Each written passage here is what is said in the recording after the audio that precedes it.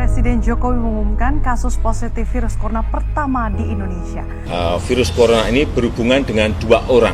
Kita dua-duanya kita cek di sini. Jumlah para penderita makin melonjak. Pemerintah saat ini tidak main-main dalam menangani virus corona. Assalamualaikum warahmatullahi wabarakatuh. Halo teman-teman semua, ketemu lagi dengan saya Dr. Angga Prastia. Nah, di video ini saya ingin sharing tentang yang lagi heboh sekarang, yaitu infeksi coronavirus, ya, dari paparan jurnalnya, studi jurnalnya, dan juga bagaimana cara mencegahnya.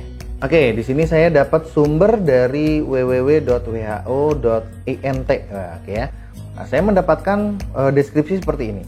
Coronavirus itu zoonotik. Si virus ini tuh ditransmisikan antara hewan dan manusia. Jadi dia bisa menularkan dari hewan ke manusia, dan sebaliknya dari manusia ke hewan juga bisa menularkan. Nah, terus gejala-gejala umumnya itu termasuk diantaranya demam, batuk, ya, terus nafasnya jadi pendek dan juga nafasnya susah alias sesak, ya, sesak nafas ya.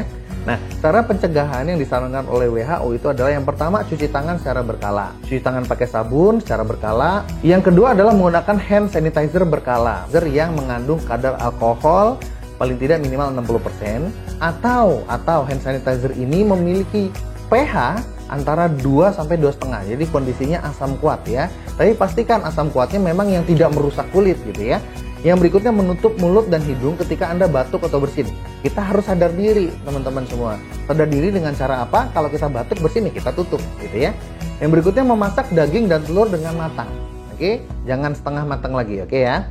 Yang berikutnya adalah hindari kontak dengan suspek. Jadi kalau misalkan ada suspek nih di mana gitu ya, di rumah sakit atau ada suspek yang dikarantina, nah itu jelas kita harus hindari kontak dengan suspek.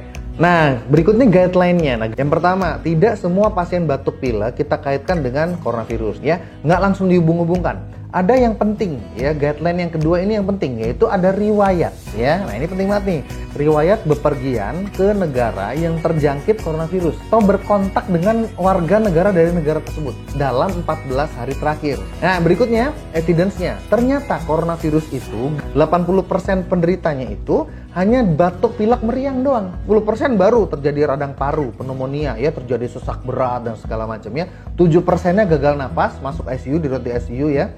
Dan 3%-nya meninggal. Yang berikutnya, kita manusia itu terpapar karena apa? Karena daya tahan tubuh kita yang rendah. Ketika diumumkan, wah Indonesia ada nih yang positif coronavirus, langsung panik massal. Aduh, hati-hati.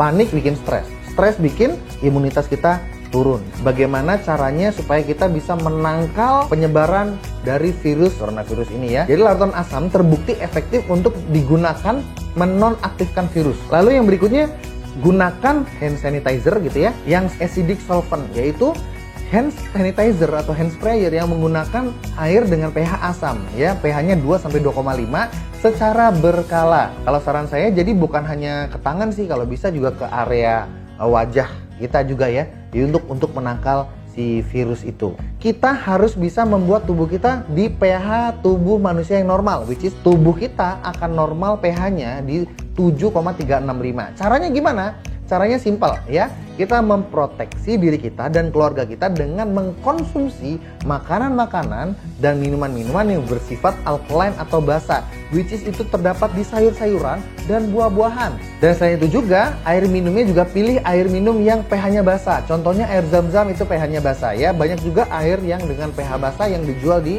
minimarket, di supermarket terdekat di wilayah rumah Anda. Jurnal berikutnya, Jurnal Mikrobiologi dan Infectious Disease. Di jurnal ini saya menemukan bahwa yang pertama, kerusakan jaringan, kerusakan sel kita yang oleh virus itu ya, justru disebabkan oleh badai sitokin ya, sitokin storm yang terjadi di sel tubuh kita dan stres oksidatif ketimbang oleh virusnya sendiri. Jadi virusnya itu cuma masuk gitu ya ke tubuh, terus dia bikin badai sitokin. Nah, badai sitokinnya itu yang bikin parah. Yang kedua ini, dengan kita menurunkan badai sitokin dan stres oksidatif itu, maka secara otomatis kita akan memperbaiki gejala-gejala penyakit yang disebabkan oleh virus tadi. Yang ketiga, terapi hidrogen. Nah, ini perhatikan, terapi hidrogen adalah solusi menurunkan badai sitokin dan stres oksidatif yang paling efektif. Oke, lanjut. Kurkumin ternyata bisa memblok pelepasan sitokin loh, ya, dan juga memblok stres oksidatif. Jadi si zat kurkumin ini ajaib banget ya. Jadi yang pertama tadi hidrogen, yang kedua kurkumin, canggih nih.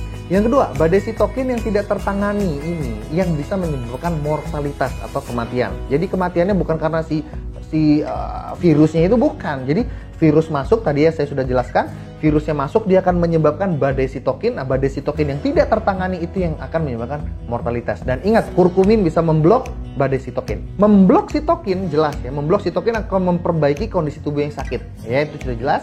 Yang keempat, kurkumin juga akan meningkatkan imunitas tubuh, akan meningkatkan daya tahan tubuh sehingga kita tidak akan mudah untuk terserang yang namanya infeksi virus ini. Nah, itu tadi sedikit sharing dari saya, paparan jurnal tentang coronavirus dan juga bagaimana cara pencegahannya yang optimal. Oke, jangan lupa jaga kesehatan, hindari stres, jaga keluarga kita agar tidak terserang coronavirus ini.